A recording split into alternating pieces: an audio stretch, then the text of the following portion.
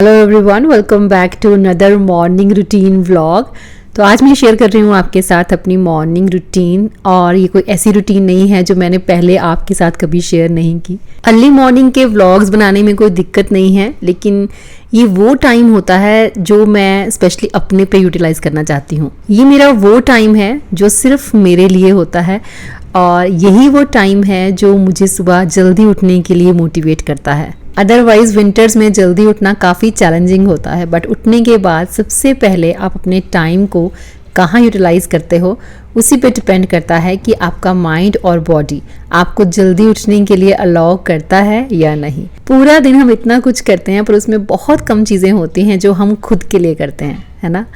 ये आपको भी पता ही है। अनमुक्की दौड़ कहते होते पंजाबी, है ना, मतलब एक ऐसी दौड़ जो कभी खत्म ही नहीं होती। लेकिन बस रोज उस दौड़ के शुरू होने से पहले का जो वक्त होता है वो हमारे खुद के लिए होता है।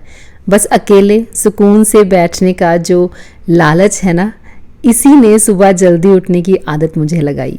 नहीं तो कुकिंग, लॉन्ड्री या क्लीनिंग वगैरह करने के लिए सुबह जल्दी उठने का मन किसका करता है। तो सुबह उठने पे ही पता चलता है कि आसमान कैसा दिखता है, सड़कें कैसी दिखती हैं, लोग कितने जगह होते हैं, कितना दौड़ रहे होते हैं। हर चीज़ को ऑब्जर्व करने का टाइम है ये। पूरे दिन के लिए खुद को एनर्जाइज करने का, अपने अंदर ऊर्जा भरने का टाइम है ये। 5 बजे से 10-15 मिनट पहले ही जैस्मिन घर पहुंचती है अपनी शिफ्ट लगा के, तो उसके लिए गेट खोलने के लिए जैसे ही उठती हूँ उसके बाद फिर मैं सोती नहीं, मैं उठ जाती हूँ।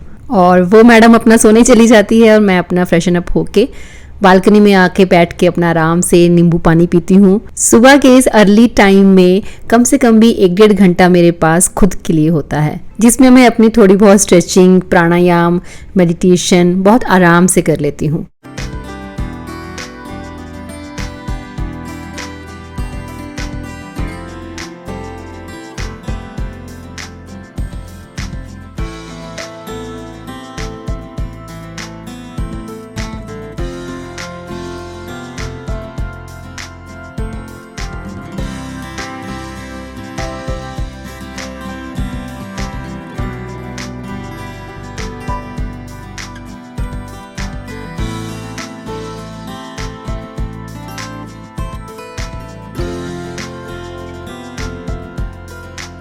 जैसे ही मौसम खुला मैंने जिम जाना भी स्टार्ट कर दिया है, लेकिन आज संडे है तो आज सिंपल स्ट्रेचिंग, मतलब मैं हमेशा कहती हूँ कि स्ट्रेचिंग ज़रूर करनी चाहिए, लेकिन ये नहीं होना चाहिए कि कौन सी करनी चाहिए, कैसे करनी चाहिए। आपकी बॉडी का कौन सा पार्ट बहुत ज़्यादा स्टिफ आपको लगता है, मतलब उसमें फ्लेक्सिबिलिटी बहुत कम है, आपके हर बॉडी पार्ट में लचक होनी चाहिए, क्योंकि हमारी बॉडी जो है वो इलास्टिक की तरह है। तो बॉडी के जिस भी पार्ट में आपको ऐसा फील होता है, बहुत स्टिफनेस लगती है, आपको लगता है कि बहुत अकड़ापन है, उसको ज़्यादा से ज़्यादा मूवमेंट देनी चाहिए। बॉडी है, इसमें कई बार प्रॉब्लम्स हो भी जाती हैं। कई बार मेरे शोल्डर में पेन हो जाता है, मेरे नेक में कई बार पेन हो जाता है। आप मानोगे नहीं, मैंने आज तक कभी भी कोई मसाज वगैरह या ऑयलिंग वगैरह नहीं की है। मतलब सिंपल मैं स्ट्रेचिंग करती हूँ और दिन में 4-5 बार उस बॉडी पार्ट को मैंने मूव करना है। और आप मानेंगे नहीं, शोल्डर लॉक भी हो गया हो, आपका नेक लॉक हो गया हो, वो भी खुल जाता है। ये बॉडी है, बॉडी का हर पार्ट मूव करने के लिए बना है, और जब हमारी मूवमेंट कम हो जाती है ना,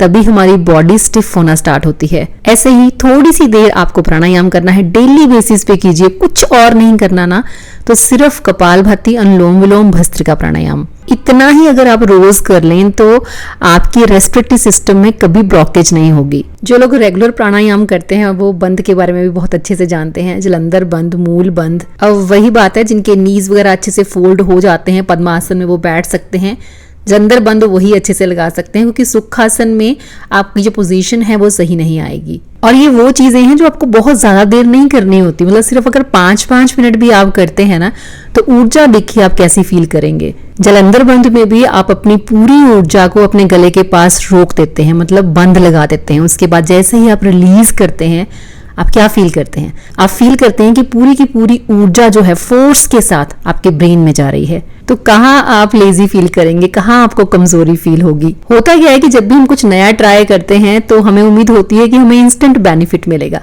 इंस्टेंट बेनिफिट ऐसे को नजर नहीं आते, लेकिन अगर आपकी बॉडी हेल्दी है, मतलब आप अच्छा फील करते हैं, आप देखो ना किस उम्र में हो, आप अपने आप को वॉच करो कि आप किस एज में हो और आप क्या कोई मेडिसिन खा रहे हो या नहीं खा रहे हो। अगर आपका डाइजेस्टिव सिस्टम बहुत बढ़िया से काम करता है, अगर आपका जो इंसुलिन लेवल है वो बहुत सही रहता है, अगर आपको हाइपरटेंशन जैसी कोई प्रॉब्लम्स नहीं है, तो ये चमत्कार ही तो है, ये बेनिफिट्स ही तो हैं। और ये बेनिफिट्स कोई स्क्रीन पे कहीं फ्लैश नहीं होने। खैर, ज़्यादा नहीं, आधा घंटा ही सही, but give yourself some time. अपने आप को थोड़ा सा वक्त ज़रूर दीजिए। उसे आप सेल्फ केयर कह लीजिए या ये कह लीजिए कि आप अपनों के लिए अपने आप को ठीक रखना चाहते हैं। तो बस जैसे ही अंधेरा छटता है और उजाला होता है, मैं निकल जाती हूँ स्टफी को वॉक पे लेके। मेरी ड्यूटी स्टफी को वॉक पे लेके जाने की है। जोई को वॉक पे लेके जाने की ड्यूटी जैस्मिन या उदय की है, और वो लोग थोड़ा रुक कर ही निकलते हैं।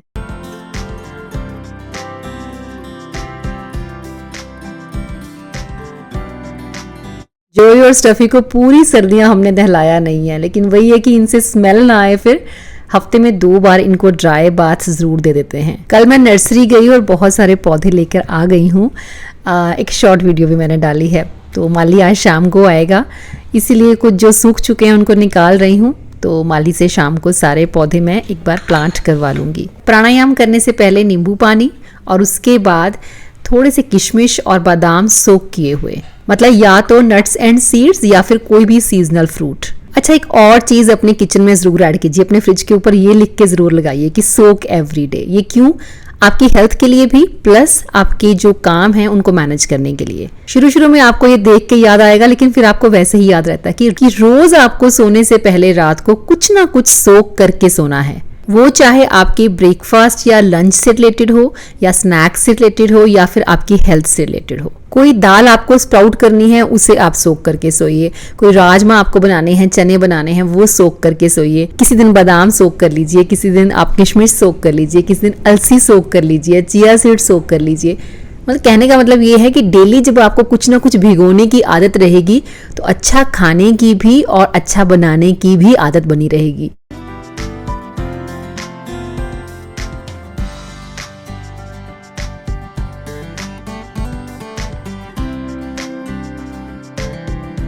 नीचे लॉन्ड्री का एक लोड लगा के मैं फिर उदय के पास ही आ गई। वैसे होता ये है कि इसके बाद मैं और उदय जिम चले जाते हैं।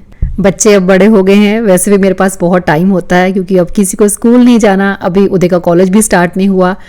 तब तक मैं थोड़ा फ्री हूँ। फ्री आप वैसे वाला भी नहीं कह सकते कि हाँ बिल्कुल फ्री है, ये अलग तरह से परेशान करते हैं जितने बड़े हो जाते हैं। मतलब बिजी तो हमारे बच्चे हमें हमेशा ही रखते हैं, लेकिन तरीके बदल जाते हैं। पर हाँ ये है कि इस मिडिल एज में अपने लिए कुछ टाइम मिल जाता है। तो सोफी का संसार पढ़ रही हूँ आजकल गोदान के बाद। नॉवेल्स मैंने पहले कभी पढ़ी नहीं है, तो जैसे मैंने आपको बताया था कि हिंदी उपन्यास मैंने इस साल शुरू किया है पढ़ना। और सच में उपन्यास एक ऐसी चीज़ है जिसमें आपको क्रेज़ बना रहता है पढ़ने का। मतलब मैं चाहूँ तो सारे काम धाम छोड़ के सुबह से लेकर रात तक पढ़ सकती हूँ। इंटरेस्टिंग होता है नॉवल पढ़ना। इसीलिए जब लोग कहते हैं ना बुक रीडिंग की हैबिट नहीं है, मतलब मैंने तो नहीं पढ़े, मैंने तो दूसरी बुक से ही स्टार्ट किया था। लेकिन जिन लोगों को हैबिट नहीं है वो इस तरह से नॉवल से स्टार्ट कर सकते हैं, तो उससे आई थिंक हैबिट बन जाएगी बुक रीड करने की।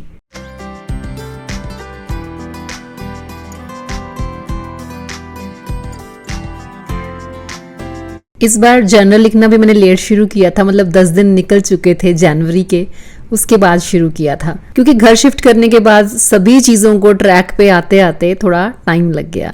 अभी ऐसा कुछ नहीं है कि रात को ही लिखना है मुझे जर्नल, बस जब मेरा मन करता है, दिन में हो, दोपहर में हो या रात को हो, कभी भी लिख लेती हूँ। अभी भी मुझे कुछ लोग पूछते हैं कि जनरल में कैसे लिखती हूँ, तो मैं आपको एक सीधा फॉर्मूला बताऊं जो इतने सालों में मैंने एक्सपीरियंस किया है। बहुत स्टार्टिंग में मुझे पता नहीं था कि कैसे लिखते हैं, बस लिखना होता था मुझे, क्योंकि मुझे अपने आप को इस चीज़ के लिए कंसिस्टेंट करना था। तो फिर मैं क्या लिखती थी, मतलब दिन भर में जो काम किए, किसी से जो बात की, किसी ने कैसा फील करवाया, मैंने किसी से क्या इंपॉर्टेंट बात की, मैं कहाँ गई, वो सब लिखती थी। लेकिन अभी मैं वो सब कुछ डिटेल में नहीं लिखती हूँ, अभी मैं सिर्फ समरी लिखती हूँ। दिन भर में जो कुछ भी हुआ, जो कुछ मैंने किया, उन सब के बाद मैं एंड ऑफ द डे जाके क्या फील करती हूँ वो मैं अब कागज पे उतारती हूँ। उससे होता क्या है कि आपको अपना विजन समझ में आता है कि आज के इस दिन को आपने किस नजरिए से देखा, कितना आपने पॉजिटिव फील किया, कितना नेगेटिव फील किया। जब आप कागज पे लिखोगे ना तो आपको समझ में आएगा कि आपकी फीलिंग्स जो है वो एक्चुअली है कैसी, मतलब कौन सी फीलिंग्स की परसेंटेज जो है वो ज्यादा है।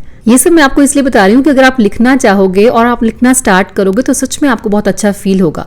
अच्छा, रोज लिखिए, एक हफ्ते के बाद पूरे वीक में जो आपने लिखा है उसको दोबारा से रीड कीजिए। जब आप रीड करोगे ना तो एक्चुअल में आपको अपनी पर्सनालिटी समझ में आएगी। उन 7 दिनों में से कितने दिन आपने पॉजिटिव लिखा और कितने दिन नेगेटिव। और जब आप देखोगे ना कि ज्यादा परसेंटेज जो है वो नेगेटिव की है तो आप चीजों को इम्प्रूव करने की कोशिश करोगे, मतलब चीजों को देखने का अपना नजरिया चेंज करने की कोशिश करोगे, अपने में इम्प्रूवमेंट लाने की कोशिश करोगे। फिर कोई आपसे नेगेटिव बात करता भी है ना तो भी आप उसको इग्नोर करोगे। क्यों? क्योंकि आपको अपने अंदर पॉजिटिविटी लानी है ताकि अगला पूरा वीक जो आप जर्नल में लिखोगे उसमें पॉजिटिविटी का परसेंटेज ज्यादा हो। एंड ट्रस्ट मी, ये चीजें कहने की नहीं होती, ये चीजें एक्चुअल में आपकी जिंदगी में बदलाव लाती हैं। तो जब जर्नल लिखने बैठें, जो भी फील करें पूरी ईमानदारी के साथ उसे कागज पे उतारें। जिंदगी में आगे बढ़ने का मतलब दूसरों में बदलाव करने की उम्मीद करना नहीं होता, बल्कि खुद में बदलाव करके खुद को इम्प्रूव करना होता है।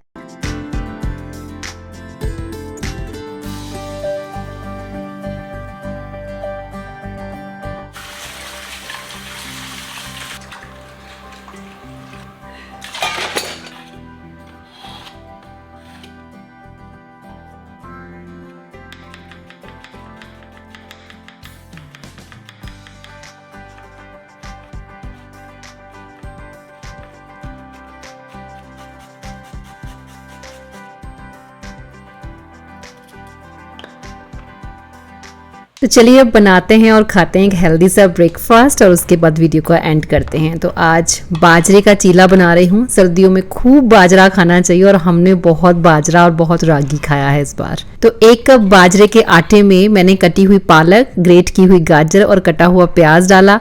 अदरक, लहसुन और हरी मिर्च को थोड़ा सा कूट कर डाल दिया। उसके बाद सीजनिंग डाल देंगे, जो भी आप खाना पसंद करते हैं। नमक डाला मैंने, काली मिर्च का पाउडर डाला, थोड़ा सा लाल मिर्च का पाउडर डालना चाहें डाल सकते हैं। थोड़ा सा मैंने इसमें गरम मसाला डाला था। आधा कप दही और थोड़ा सा पानी डाल के इसे अच्छे से मिक्स करके साइड रख देंगे जस्ट फॉर 5 to 10 मिनट्स। उसके बाद तवे पे हल्का हल्का ऑयल लगा के, जैसे हम बेसन के चीले बनाते हैं, मूंग दाल के चीले बनाते हैं, वैसे ही बाजरे के भी चीले बना लेने हैं। कुकिंग में थोड़ा टाइम इनको ज़्यादा लगता है, बट क्रिस्पी होने तक इनको अच्छे से कुक कीजिए। कम से कम भी आपको 5 से 7 मिनट एक चीला में लगेंगे। साथ ही में मैं कुछ स्प्राउट सॉटे कर रही हूँ, कुछ एग वगैरह ले लेंगे। अच्छा, इस 3 कैविटी वाले पैन के बारे में आपने बहुत बार पूछा कि इसका लिंक मेरे से मांगा है। एक्चुअली मैंने ये होम सेंटर से लिया था, तो मैंने काफ़ी बार आपको बताया भी कि मुझे इसका लिंक मिल नहीं रहा है, लेकिन अब इसका लिंक मुझे मिल गया है अमेजोन पे काफ़ी सर्च करने के बाद। तो वो मैं डाल रही हूँ डिस्क्रिप्शन बॉक्स में। प्लस मेरा टम्बलर जिसमें मैं लेमन वाटर पीती हूँ, उसके बारे में भी आप लोग पूछ रहे थे। मतलब बिल्कुल सेम नहीं है लेकिन ऑलमोस्ट सेम है।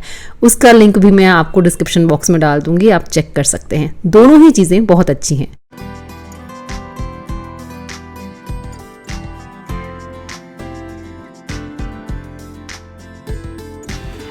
परफेक्ट, धन्यवाद।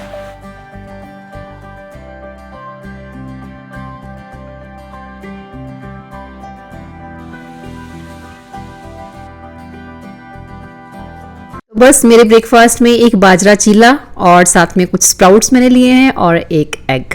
तो हेल्दी खाइए, हेल्दी सोचिए और मूव करते रहिए। मैं मिलूंगी आपसे नेक्स्ट वीडियो में। Till then bye bye, take care and stay healthy.